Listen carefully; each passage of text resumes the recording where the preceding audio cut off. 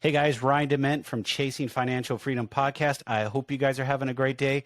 This week on the podcast, we have Torrin Minutillo, and he is an entrepreneur that has 32 years of experience, and he has some transformable coaching that he does, and I'd like to talk to him about that. Torrin, welcome into the podcast. Thanks, Ryan. It's a pleasure to be here and looking forward to it. Thank you. First of all, before we get into anywhere, I know it's early your time Wednesday, so thank you for getting on the show and coming up and getting up that early for you for the show. No problem. Yeah, I'm in the southwest corner of Australia. Probably couldn't be further away from your time zone, but you got me going, started for the day. So thanks for that. That's good. So could you tell the listeners a little bit about your background, and then we'll get into your story after that? Sure. Look, as you just mentioned, 32 years in business now, just about 33 in a couple of months' time, continuous. So I started my journey when I was 24, just had some retail businesses. The way I like to describe my business journey is probably two parts. One was pre-GFC or global financial crisis. So I started in 1989. So I'd had about 18, 19 years of business development, if you like, growth, and chopping and changing quite a lot of businesses, mainly in the retail space. I ended up in real estate in early 2000s and ended up setting up my own business, which was the one I could really get my teeth into, mainly industrial, commercial property, which was something that I was interested in. But then in 2008, after growing quite a lot financially, a lot of measures of success. But then I ran into some problems through that period and lost a lot of my wealth, if you like. I always like to explain that I lost a lot of zeros. And I hate to think sometimes how many zeros, but it was quite a few. But yeah, it put a rock me on my heels. I was in my early 40s at the stage and a young family, 2 teenage daughters in private schools and all that sort of stuff, mortgages. And I went through a sort of a period of 2 to 3 years where things really didn't work out for me. And it got to a pretty bad stage. But I decided that I wanted to stay an entrepreneur. I didn't want to go and work for anybody else. And I managed to hold on to my real estate business through that period. So my story is really one of maybe reaching some heights, coming back down, and now on the path up. And my second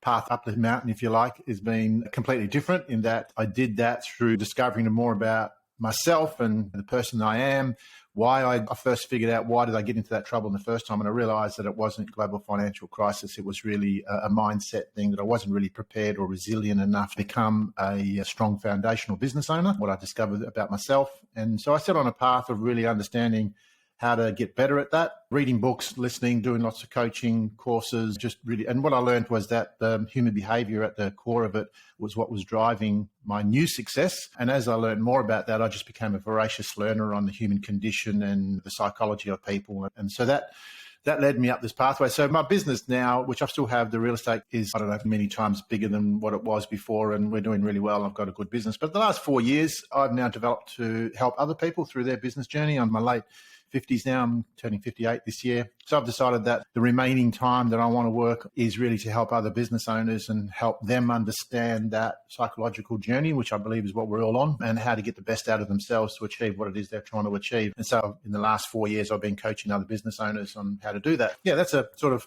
a 32 to 33 year snapshot of where I'm at. And I'm really enjoying where I'm at now and getting some great results with people. And it's very fulfilling. So before we get into the coaching, I know that's our main point. Yep. Can we talk a little bit about the real estate and just how you got into it and then how it's evolved even through the last downturn in 2008, 2009? Because I know we talked a little bit about that, and then we'll get into the coaching piece. Sure. Yeah.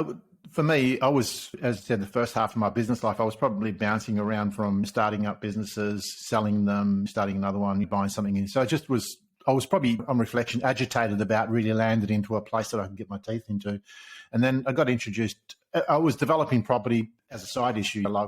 I was buying real estate and doing little developments with one of my brothers. And so I was interested in it. And then one of the guys that we came across said, why don't you try get into real estate and sell it yourself? So I did. I decided to do that. While I had two other businesses going, I decided to get my real estate registration and do that. And then once I got into that, I really loved it and understood that this was a pathway for me. And over a period of 3 years, I dissolved the other businesses and I went headlong into real estate.